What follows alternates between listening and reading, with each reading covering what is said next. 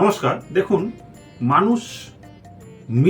মানুষের মৃত্যু চরম সত্য, যা কিনা আমরা কেউই চাই না।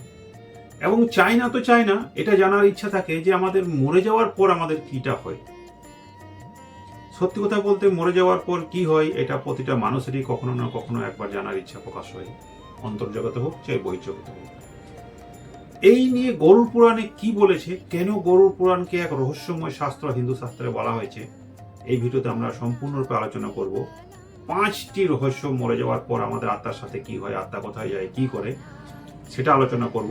ভিডিওটা সম্পূর্ণ শুনতে দেখুন। 5 নম্বরটি গুরুত্বপূর্ণ খুবই, যেটা সবারই জানা উচিত। যদি এটা বাস্তবে হয় তাহলে আমাদের এখনই কি করা উচিত, এইগুলো নিয়ে জানা দরকার। চলুন ভিডিওটা শুরু করা যাক। তার আগে বলিনি, আমি ডক্টর সরোজ কুমার পণ্ডিত। তাহলে আমাদের এখনই কি করা উচিত, এইগুলো নিয়ে জানা দরকার। চলুন ভিডিওটা শুরু করা যাক। তার আগে বলিনি, আমি ডক্টর সরোজ কুমার পণ্ডিত। এই চ্যানেলটাতে আপনাদের সাথে সত্যিকারের ধর্ম বিষয়ক সনাতন ধর্ম নিয়ে প্লাস সায়েন্সকে একত্রিত করার চেষ্টা করা হয়। এটা আমার একটু শখ বলতে পারেন, আপনাদের সাথে ভাগ করে নিই। চলুন শুরু করা যাক। সেটা হচ্ছে, প্রথম, মানুষ যখন মরে গেল, তার পরেই তার আত্মার সাথে কি হয় এটা জানা খুব আমাদের দরকার। প্রথম কথা হচ্ছে, মৃত্যুর পূর্ব মুহূর্তে কি সংকেত পায় মানুষ। অর্থাৎ আমি বা আপনি একদিন না একদিন কেউ মরবো, কিন্তু তার ঠিক পূর্ব মুহূর্তে কি হয় মানুষের সাথে, যেটা গরুড় পুরাণ বলছে, সে কি কোনো কিছু দেখতে পায়। গরুড় পুরাণ বলছে মৃত্যুর পূর্ব মুহূর্তে মানুষ কিছুই দেখতে পায় না, তার দৃষ্টি শক্তি এক দৃষ্টি হয়ে যায়, যাকে আমরা দিব্য দৃষ্টি বলতে পারি বা বলি।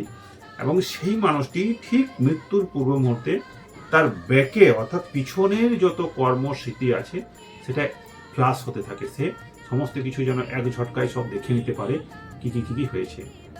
এটা কিন্তু গরুড় পুরাণ বলছে। তার মানে এই হলো যে এই সময়ে মানুষ সবটাই দেখতে পায় তার দিব্য শক্তির দ্বারাতে, কিন্তু সেটাকে প্রকট করতে পারে না বা বলার শক্তি পায় না, বা বলতে চাইলেও মুখ দিয়ে বেরোয় না। এটা গেল 1 নম্বর গরুড় পুরাণ নিয়ে। অর্থাৎ আপনি যখন মরবেন তার 1 সেকেন্ড আগে পূর্ব মুহূর্তে আপনার পূর্ব জন্মের না, এই জন্মে আপনি কি কি করেছেন, ভালো বা মন্দ, সেগুলো কিন্তু চোখের সামনে আপনি দেখতে পাবেন, অর্থাৎ স্মৃতিতে আপনি দেখতে পাবেন। 2 নম্বর যেটা গুনবে সেটা হচ্ছে যমদূতের আগমন এবং আপনার আত্মার বন্ধন। এটা কি জিনিস দেখুন।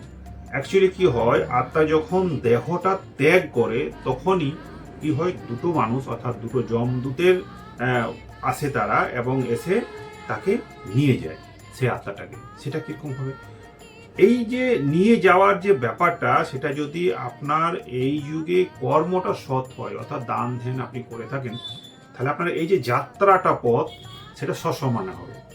এবং যদি আপনি পাপী হন, তাহলে আপনার এই যে গন্তব্য স্থান অর্থাৎ যে যমপুরী যাওয়া বা যমলোকে যাওয়া, সেই যে যাওয়ার রাস্তা, সেটা খুব যাতনাদায়ক হয়। এটাই হচ্ছে যমদূত এবং আত্মার বন্ধন হবে তখন। 3 নম্বর যেটা বলছে গরুড় পুরাণে, কেন মানুষ মরে যাওয়ার পর বা মৃত ব্যক্তির উদ্দেশ্যে শ্রাদ্ধ বা পিণ্ডদান করা হয়। এটা একটা বড় ইন্টারেস্টিং ব্যাপার। এইটা নিয়ে একটু পরে আলোচনা করবো সাইন্টিফিকলি, যে এটা কতখানি সত্য।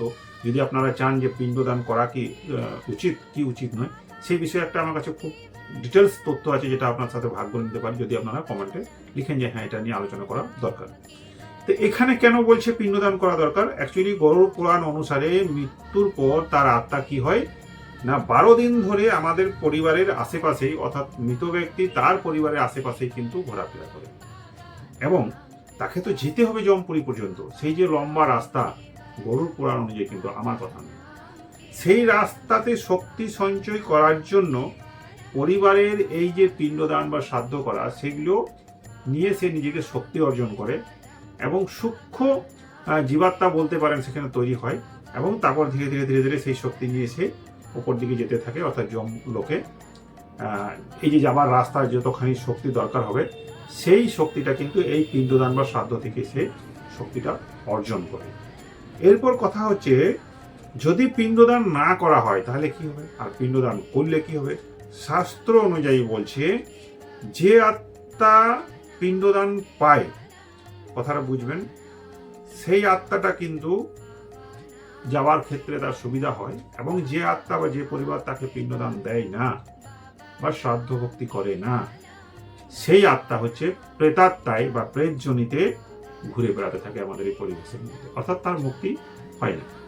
এই কথাগুলো নোট করে রাখবেন, পরবর্তীকালে আমি সাইন্টিফিক্যালি আলোচনা করব যে আদৌ কি এই কথাগুলো সত্য নাকি আমাদের মেনে নিতে বাধ্য করা হয়, আলোচনা করব। শেষেরটা 4 নম্বর যেটা বলবো, এখানে বলা হয়েছে বৈতরণী নদী নামক এক রহস্যময় নদী আছে, যেটা নাকি এই আত্মাকে পার হতে হয়।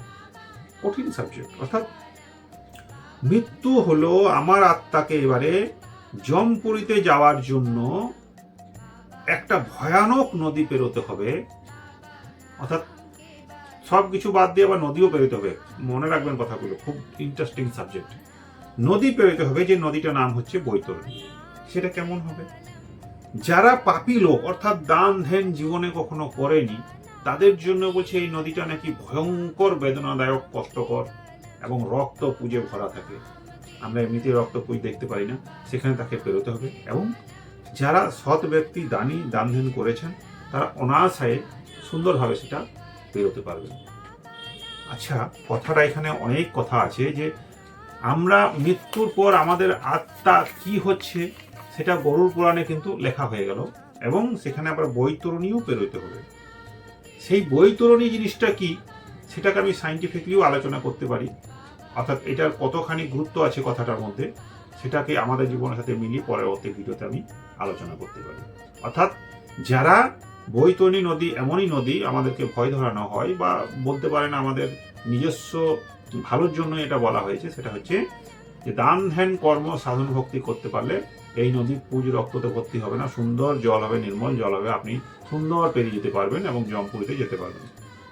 আর যদি খারাপ ব্যক্তি আপনি হন, পাপ করে থাকেন প্রচুর পরিমাণে, তাহলে কিন্তু আপনার ওই নদী পেরোনো খুব কষ্টকর হয়ে যাবে। ফলে কিন্তু আপনি ওইখানে যেতে যেতে অনেক কষ্ট ভোগ করতে হবে। সেটা এখনই আপনি সেটা জেনে যান জীবিত অবস্থাতে। এরপর শেষ যে 5 নম্বরটা বলবো, যেটা বলেছিলাম খুবই গুরুত্বপূর্ণ, সেটা হচ্ছে 47 দিনের যাত্রা ও বিচার। অর্থাৎ মৃত্যুর পর আমাদের আত্মা জমপুরীতে যেতে গরুড় পুরাণ অনুযায়ী 47 দিনের সময় লাগে। অর্থাৎ এই লোক থেকে যমলোক যেতে 47 দিন সময় লাগে। সেখানে চিত্রগুপ্ত নামক এক ব্যক্তি আছেন, যিনি আপনার হিসাব নিকাশ, অর্থাৎ পাপ পুণ্যের হিসাব নিকাশ করবেন, এবং তার আপনার বিচার হবে যে আপনি এবার কোথায় যাবেন আর কোথায় থাকবেন, কি এইসব ব্যাপারগুলো লেখা আছে। এবং ভগবান শ্রীকৃষ্ণের বাণী অনুযায়ী তিনি বলছেন যে আমাদের বর্তমানের কর্মই আমাদের পরকালের গন্তব্য, বা বলতে পারেন গন্তব্য ঠিক করে যে আমরা কোথায় যাব।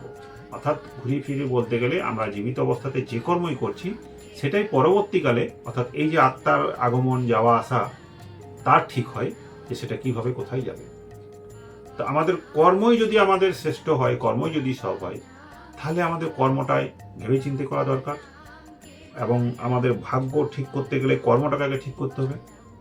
এবং সৎ পথে চলুন, সত্যকে জানুন, সত্য ধর্মের সাথে, চ্যানেলের সাথে থাকুন।